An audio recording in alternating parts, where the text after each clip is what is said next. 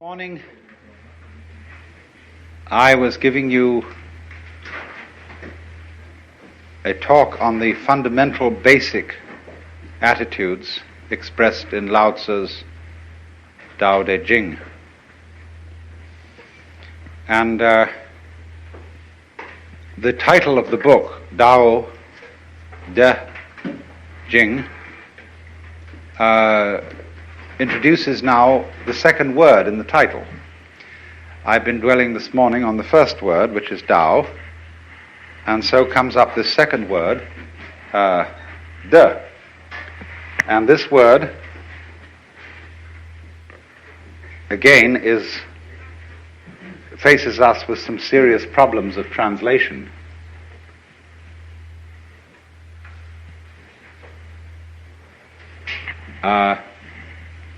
Ordinarily translated virtue, but virtue as we understand it today isn't at all appropriate.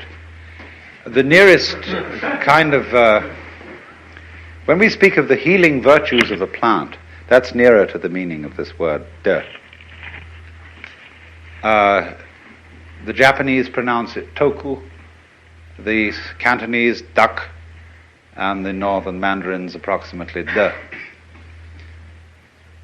And in the section of the Lao Tzu where this is really introduced, the text says something like this: superior virtue, not virtue, thus it has virtue. Inferior virtue, can't let go of virtue, thus not virtue. And we more or less paraphrase that by translating, superior virtue is not conscious of itself as virtue, and therefore it is virtue. But inferior virtue is so hooked up with being virtuous, or hooked on being virtuous, that it's not virtue. Now then, therefore, this word is a connection of virtue and magic. It means the excellence of things, in the sense that a tree excels at being a tree, and nobody really knows how it does it. There is no way of imitating a tree, except the only thing is to be one. And so in the same way, when a human being shows extraordinary skill at something, it seems that it comes natural to him. It seems that he doesn't achieve it by any kind of artificiality. If there is some discipline in it, it's concealed. So, excelling in something naturally, and yet it's something that is so difficult to understand that it seems that it has been done by magic, is the meaning of this word. So what de is the state of affairs, a way of talking about particularly a human being who has learned to live in harmony with the Tao. Now, of course, everything is fundamentally in harmony with the Tao. In the book called the Zhongyong, or the Unwobbling Pivot, it is said, the Tao is that from which nothing can depart. That from which things can depart is not the Tao. Fundamentally, you see, you can't get away from it. It's like a situation in which we are all floating in a tremendous river. And the river carries you along, anyhow. Now, some of the people in the river are swimming against it, but they're still being carried along. Others have learned that the art of the thing is to swim with it. And they're carried along too. But they know it, you see. They know they're carried along, whereas the people who are swimming against it think they're going in the opposite direction. But they're not really. So that was a sort of discussion we were having this morning, when I find invariably, whenever I talk about these things, Americans raise moral issues because we are a people incredibly bamboozled by preachers. And so this always comes up. Bamboozled. Preachers. Yes. And have chronic guilty consciences. And so those questions are always raised. But this, you see, explains part of this situation. That you have to flow with the river. There is no other way. But that you can swim against it and pretend not to be flowing with it, but you still are.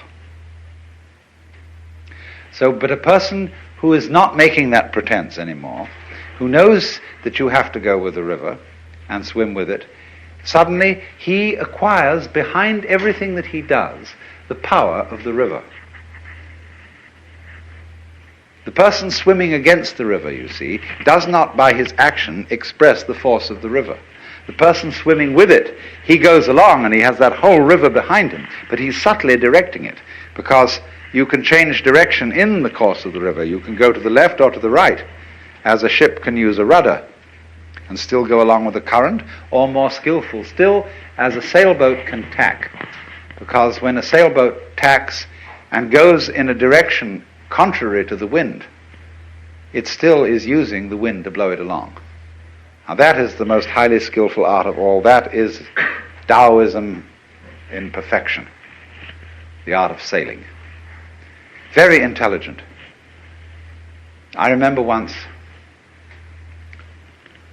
I was looking in the open air, and one of those glorious little thistledown things came, and I picked it up like that and brought it down, and it looked as if it was struggling to get away, just as if you caught an insect by one leg, like a daddy long legs or something of that kind.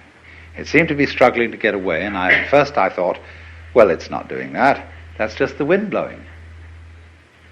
But then I thought again, really? Only the wind blowing?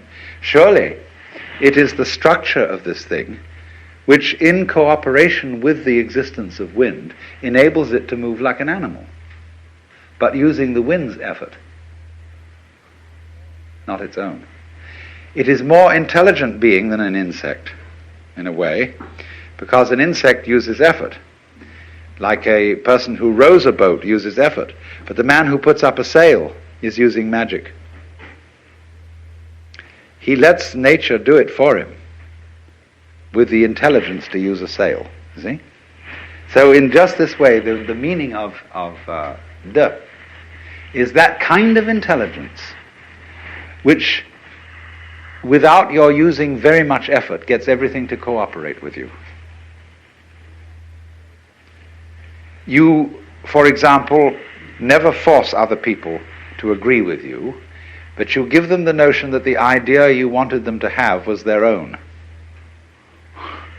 This is a feminine art, preeminently. A woman who really wants a lover does not pursue him, because then most men feel that she's aggressive, and if she's aggressive, she obviously is a woman who has had difficulty in finding lovers, and therefore there must be some undesirably secret thing about her. But if she, as it were, makes a void, then and is slightly difficult to get, then people get excited. They know she's a highly prized object, and so they pursue. Same way, when you want to teach a baby to swim, a thing you can do is to put the baby in the water and then move backwards in the water and create a vacuum, and this pulls the baby along. It helps it to learn the feel of the water and how to swim. It's the same principle. So, also, clever, difficult to getness is one of the very best means of acquiring immense publicity. Let's take the case of T.E. Lawrence, who published The 7 Pillars of Wisdom in a limited edition. And it became an extraordinarily celebrated book. It costs hundreds of dollars a copy to find one, on the market. And they waited and waited and built this up and built this up and built this up, and finally they published a general edition.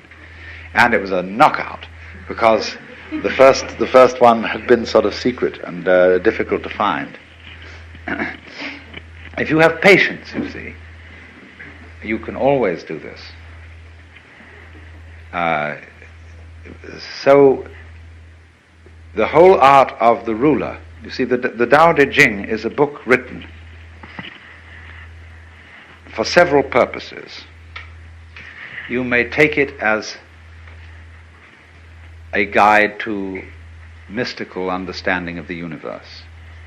You may take it as a dissertation on the principles of nature, almost a naturalistic, a handbook of natural law, we would say. Or you may also take it as a political book, a book of wisdom for governors. And the principle which it advocates, basically, is the virtue of governing by not ruling. Look at it in this way. Supposing the President of the United States were as unknown to you by name as the local sanitary inspector, the man who looks after the drains and the sewage disposal and all that kind of thing. This is not a glamorous figure, you see.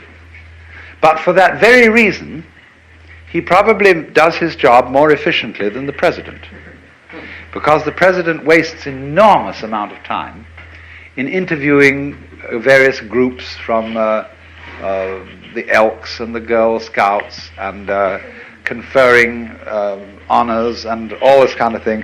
The poor man's life must be an utter torment, because he's so well known and therefore has absolutely no time to give to the government of the country. I mean, think of his mail and all the people who have to be employed sifting that out and assessing it, so that if he were someone quite anonymous and that we didn't have to think about him, he would be a very, very good ruler. In just the same way, for example, you don't have to attend, unless you're sick, to the government of your own body. It happens automatically. This is this expression, ziran, of itself, and it goes on day after day after day, and the better it is, the less you have to think about it. When you see well, you do not see your eyes. If there is something wrong with your eyes, you start seeing spots, and those spots are spots in your eyes. When you hear well, you'd never hear your ears. But when they start singing, then you're starting to hear your ears, and your ears are getting in the way of their own hearing. So, on the deepest level, a person as a whole can get in the way of his own existence by becoming too aware of himself. And then he lacks this quality, de. Now, the Taoists then propose that there be something to help people get back to Tao and to be able to be in a state of de, so that they wouldn't get in their own way. And this is connected with the idea of being empty. Emptiness, being somehow vacant, was the secret of the thing. The highest kind of knowledge is not know-how, but know-how, N-O-H-O-W. To be able to do it know-how, without any method. To achieve this, something is practiced which is called fasting the heart. The heart, in Chinese, is a word which doesn't mean heart in the physiological sense. You see, it's part of the de character. Shin. It's usually located about here. And it means heart-mind. It's equivalently translated as mind. And in all the Zen texts where the word mind is used, no mind, mushin, it is this character. The psychic center. Now, the best kind of heart is absence of heart. In English, the word heartless has a very bad connotation, as does the word mindless. A heartless person is an inconsiderate, unfeeling person. A mindless person is an idiot.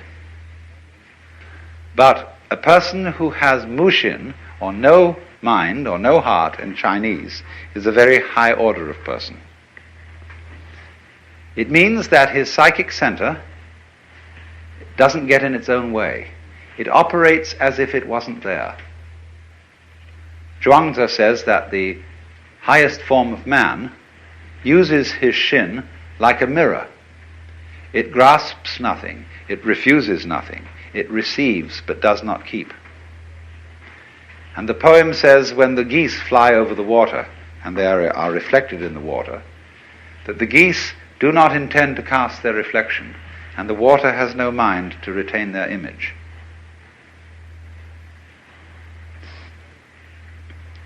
So, the whole thing is, you see, to operate in the world as if you were absent. Now, this is built into us physiologically, fundamentally. Let me ask you simply, what is the color of your head from the standpoint of your eyes? Your eyes don't see your head, do they? You look all around and you see everything else, but your head you don't see. Do you feel that your head is black? No. Hasn't any color at all. Outside you see your field of vision is an oval with two eyes, and this creates a sort of two centers of an ellipse. So there's this whole field of vision. Now experiment. What is beyond the field of vision? What color is it where you can't see? It isn't black. This is an important point. It's no color at all beyond there. And in this way you can get an idea of what is meant by that character that I discussed this morning, Xuan, which although it formally has the meaning of darkness, this one, although it formally has the meaning of darkness and the deep and the obscure, it actually refers to this kind of no color, which is the color of your head, so far as your eyes are concerned. Now, so in this sense, the invisibility of one's head, almost the not having of any head at all, is the secret of being alive. To be headless, you might say, to have no head, in just the sense I'm talking about, is our way of talking about the Chinese expression mushin, no mind. Now, as a matter of fact, if you want to see the inside of your head, all you have to do is keep your eyes open. Because everything that you are experiencing in the external visual field is a state of your brain. All these colors and shapes are the way in which the brain nerves translate the electrical impulses in the external world, being the world outside the envelope of skin. So they translate all what is going on outside into impulses which are to us shape and color. But shape and color are states of the nerves, so what you see when your eyes are open is how it feels inside your head. You think your head is a blank, but actually, it's being a blank. You don't see your brain as an external, undulating, corrugated structure. You see your brain as everything outside. So in this way, the emptiness of one's head is the condition of seeing. The transparency of the eye lens is the condition of seeing colors. It has no color itself. Eckhart said this: because my eye has no color, it is able to discern color. This is in Germany in the 13th century. This is fundamental Taoist idea of being absent as the condition of being present. Being not there. So, Zhuangzi says, when your belt is comfortable, you don't feel it. When your shoes are comfortable, it is as if you weren't wearing any. Likewise, your clothes, you see. The more you are aware of these things, the less properly they are made, or the less properly they fit.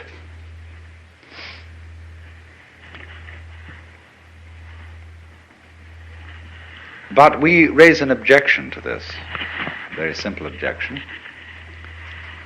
If I don't know I'm there, I seem to be missing everything. We want to know that we know. If we're happy and we don't know we're happy, we might just as well not be happy. To be happy and to know that you're happy is really the overflowing of the cup of life. Of course, the penalty for that is to be miserable and to know that you're miserable. Some people are miserable without knowing it. But, you know my limerick, there was a young man who said, though it seems that I know, what I would like to see is the eye that knows me when I know that I know that I know. And this is the great human predicament. The development of self-consciousness, the development of the possibility of reflecting upon one's own knowledge. And this is simultaneously a blessing and a curse. And Taoism does not escape this problem. I mean, it doesn't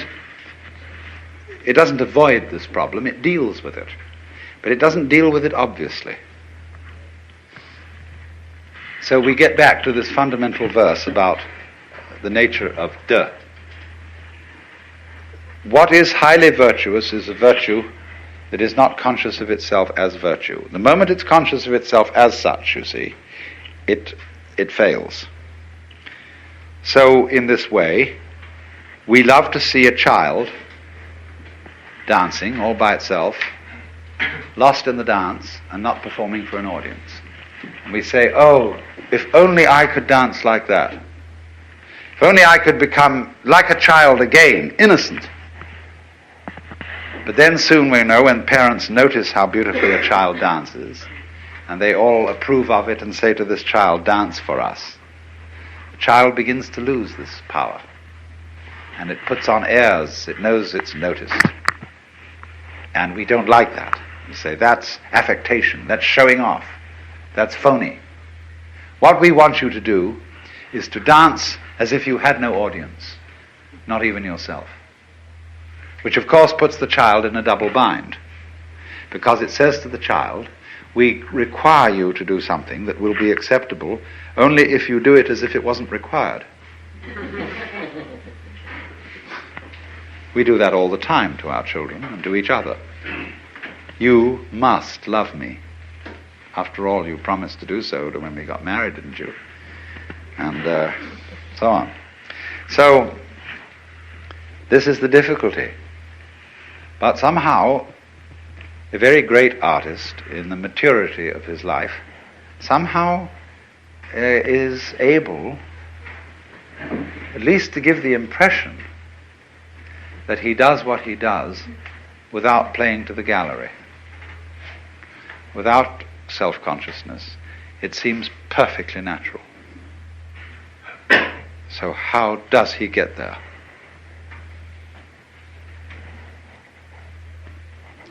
There was a Taoist sage, later than Lao Tzu. His name was Liezi.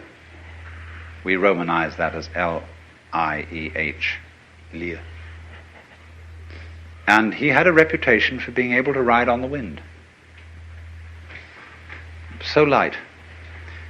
Zhuangzi says in one place, it's easy enough to stand still.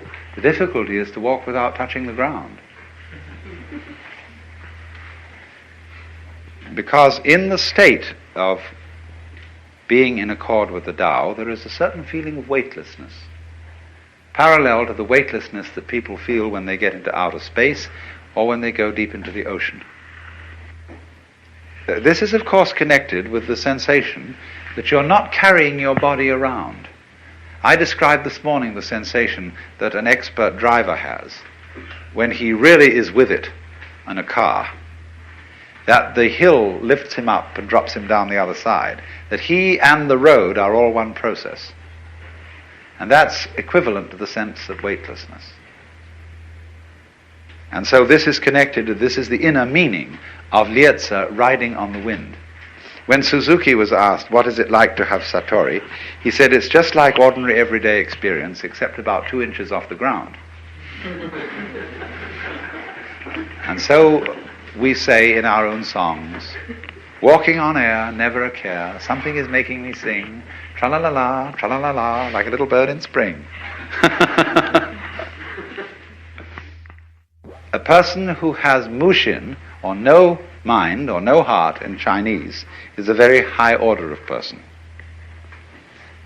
It means that his psychic center doesn't get in its own way. It operates as if it wasn't there. Zhuangzi says that the highest form of man uses his shin like a mirror.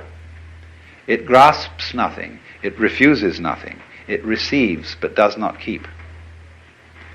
And the poem says, when the geese fly over the water, and they are reflected in the water, that the geese do not intend to cast their reflection, and the water has no mind to retain their image.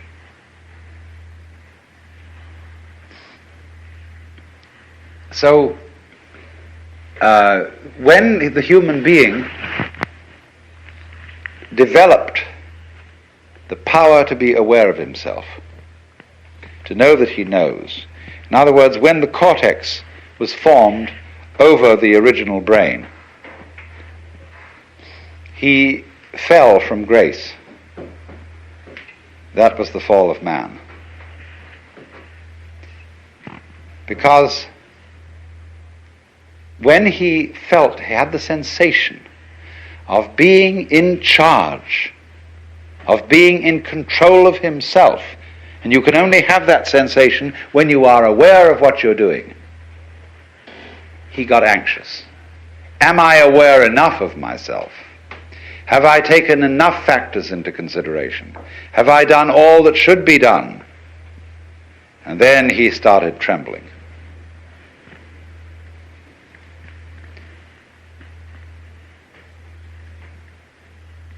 This was the fall of man, of course. This is what is meant. The Lao Tzu says, when the great Tao lost, there came duty to man and right conduct. In other words, nobody talks about how you ought to behave unless things have gone radically wrong. There wouldn't be any conception of faithful ministers of the state unless there were a lot of lousy politicians around. No one would talk about filial piety unless there were wayward sons and daughters. So there is constantly in the tradition of Taoism the idea that all moral preaching is confusion. There's a marvelous case of this in the Zhuangzi book. where there's an alleged conversation between Confucius and Lao Tzu, in which Lao Tzu asks Confucius to explain to him what is charity and duty to one's neighbor. And Confucius gives him a little sermon, on being, giving up one's self-interest and working for others. And Lao Tzu says, "What stuff? Sir, regard the universe." He says, "The stars come out invariably every night. The sun rises and sets. The birds flock and migrate without exception. All flowers and trees grow upwards without exception. You, by your talk of charity and duty to one's neighbor, you're just introducing confusion into the empire. Your attempt to eliminate self is a positive manifestation of selfishness. You are like a person beating a drum in search of a fugitive." The modern equivalent of that would be the police car about to raid a bad nightclub and coming with its siren full on, see? And everybody in the club gets out. So, all talk about selfishness, all talk about success in becoming virtuous, or enlightened, or integrated, or non-neurotic, or self-actualized. Let's use all the terms that are being used. All this talk attests to the fact that it hasn't happened, and will in fact get in the way of its happening. Well, to go back to Lietze, who succeeded in riding the wind, what happened? Lietze found a very great master and went to study with him. And the master lived in a small hut. And Lietze sat outside the hut. And the master paid absolutely no attention to him. This is sort of the way with Taoist masters. Because why would they want students? They have nothing to teach. So after a year sitting outside, Lietze went away.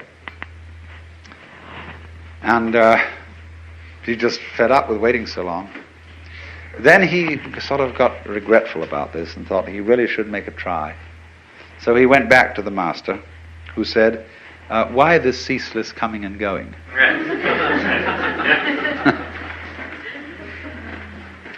So he sat there and tried to control his mind in such a way that he would not think of the differences between gain and loss.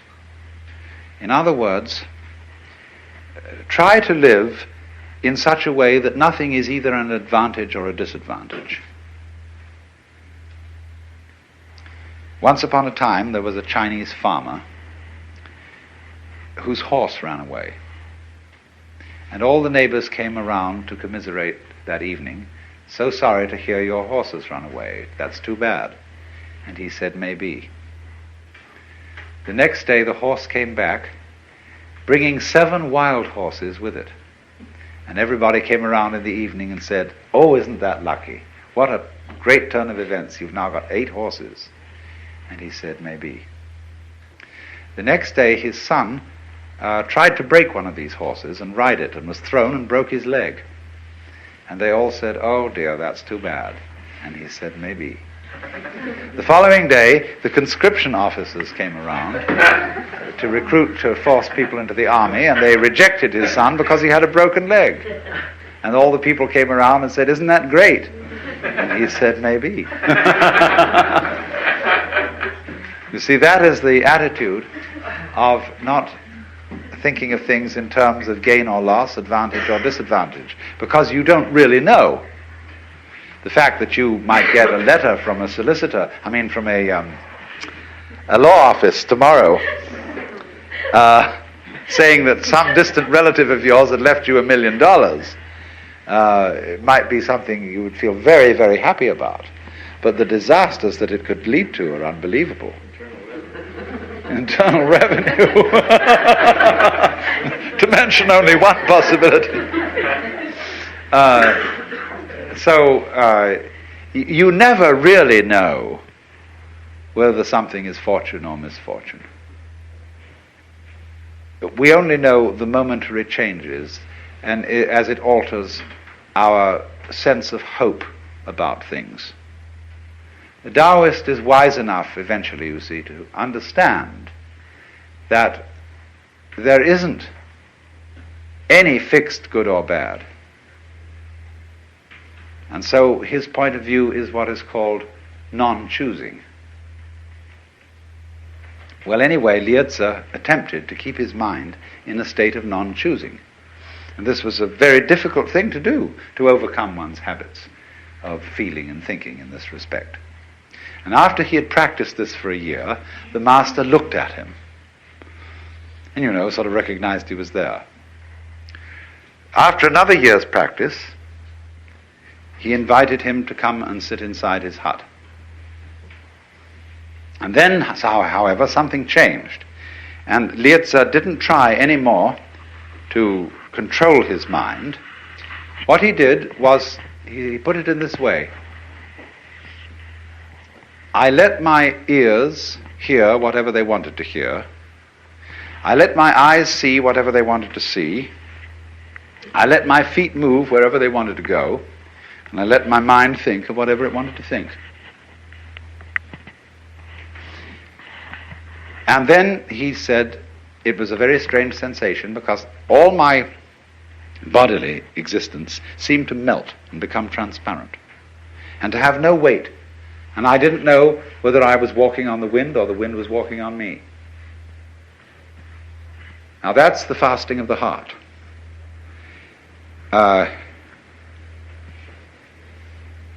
In the ordinary way, you see, you say, well, that made quite an impression on me, as if you were a slate or a blackboard upon which life makes an impression, as the chalk does on the slate or the blackboard.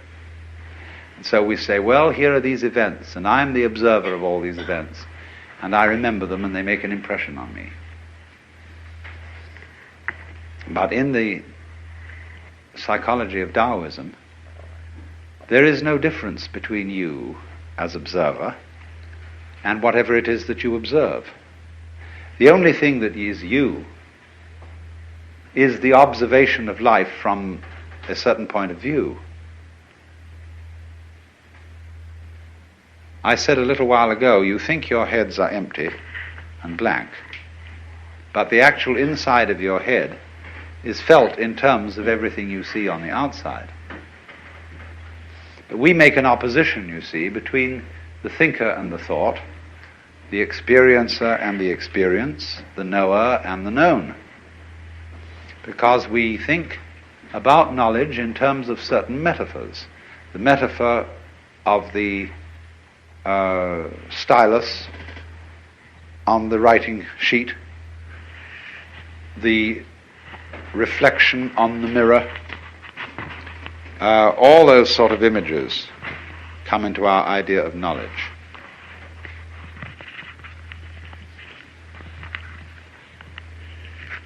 But in the Taoist theory of knowledge, it's quite different.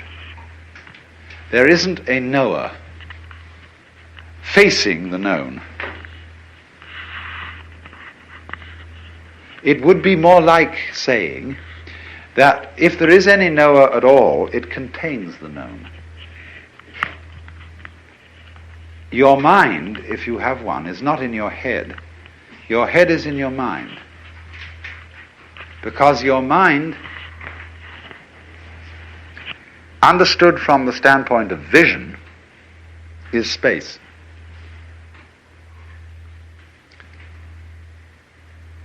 The Chinese use this word ku, which means sky, space, and sometimes emptiness. And there is a saying that form, or shape and color, there's one word in Chinese that means really both shape and color.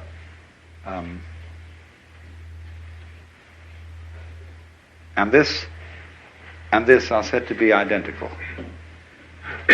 Space or emptiness is precisely shape-color, and shape-color is precisely emptiness. This is actually a Buddhist saying from the Tridaya Sutra.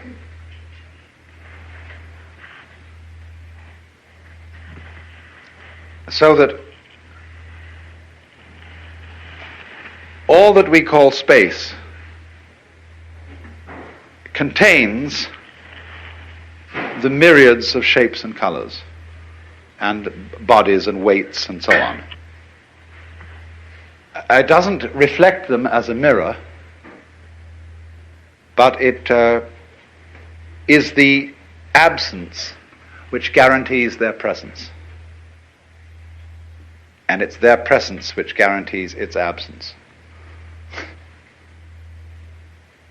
So there's this mutual relationship, again, the mutual arising expression, between voidness and form, between existence and non-existence, being and non-being. These are never felt as alternatives or things that are in some kind of contest. So then, when it is said that there is not any thinker behind thoughts, not any experiencer who has experiences, this is a way of saying that experiencing, knowing, is not an encounter between strangers. Western thought concentrates very much on knowledge as an encounter. And it is thus that we talk about facing facts, facing reality, as if somehow or other the knower and the known came from two completely different worlds and met each other like that. Whereas actually the phenomenon of knowledge is almost the precise opposite of that. Instead of being a collision between two wandering bodies in space, knowledge is much more like the expansion of a flower from the stem and the bud, where the opposite points of the flower are the knower and the known. They are the terms of something which, as it were, lies between them. Let me repeat, we tend in all our metaphors and common speech to think of life as an encounter between the knowing human being, the knowing mind, and the world. They think of it not as an encounter, but as an expression, not an impression. An expression of a process that has polarized itself, coming out from a center and expressed itself in terms of opposites. Well, of course, this is the basis of the whole Yang-Yin principle of, you know, this jolly old thing. And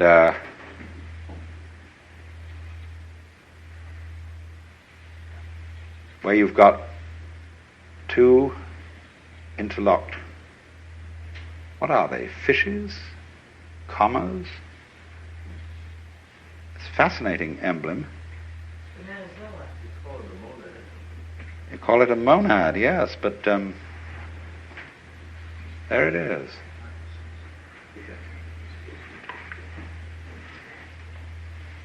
This is a helix, essentially, this grip. And this is the formation of spiral nebulae. And it's the position of sexual intercourse.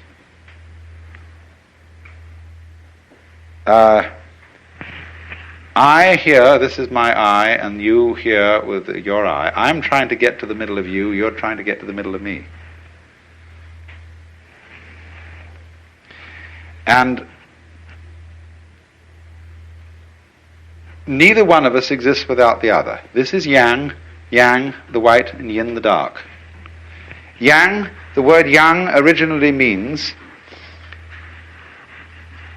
or is associated with, the south side of a mountain, which is sunny. Yin, the north side, which is dark. Yang is the north bank of a river, which gets the sun. Yin is the south bank of a river, which is in the shade. Now, you see, you don't get a mountain with only one side. The mountain, if it's a mountain at all, goes up and down. It's like the wave. You don't get a wave which has a crest with no trough, or a trough with no crest. You can't have half a wave. So, Yang and Yin are quite different from each other, but just because they are different, they're identical. This is the important idea of the identical difference. The saying goes in both Taoism and Buddhism, difference is identity, identity is difference. The Chinese word for is not quite the same as our word. This word, which is usually used, has rather the meaning of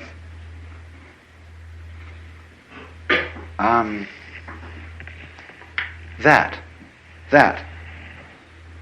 So they would say, difference, that identity, identity, that difference. And so this doesn't mean quite is exactly the same as. It means rather is in relation to, or goes with, necessarily involves. Difference necessarily involves identity. Identity necessarily involves difference. So Yang and Yin. There is no Yang without Yin, no Yin without Yang. When I was first studying these things, I was terribly bothered by how on earth I was going to see this multiple, differentiated world as a unity. What was going to happen? What would it be like to see that all things are one? The sages keep saying all things are one. And they all look to me so different. Because here was all this chit going on around one, and it was doing it in different ways, and all these people came on in different ways, and they had all their houses and all their cars and all their this and that, and the whole world looked full of the most bony, prickly differences. And I thought, well, what's supposed to happen? Is there supposed to be a kind of, as if your eyesight got blurred, and all these things suddenly went bleh and flow together?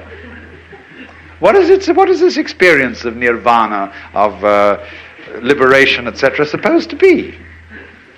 Because so many of these, especially Hindu sages, write about it as if it was just this kind of dissolution of everything, so it all become like slug with a salt on it.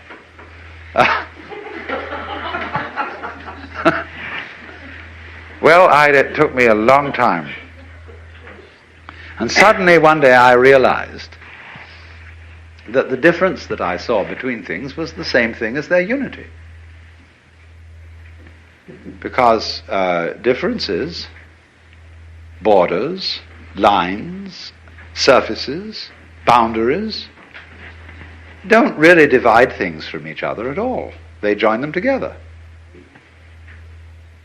Because all boundaries are held in common. It's like, let's think of a territory which has all been divided up into property. There's your property, my property, etc., etc. There are the fences. But we hold if I live next to you, your fence is my fence. We hold the boundary in common. We may make up silly arrangements as to who is responsible for the maintenance of this fence. But nevertheless, we hold our boundaries in common. And we wouldn't know what my plot of land was, or where it was, unless we knew the definition of your plot of land and your plot of land that is adjoining. So boundaries are held in common. And I could see then that my sense of being me was exactly the same thing as my sensation of being one with the whole cosmos.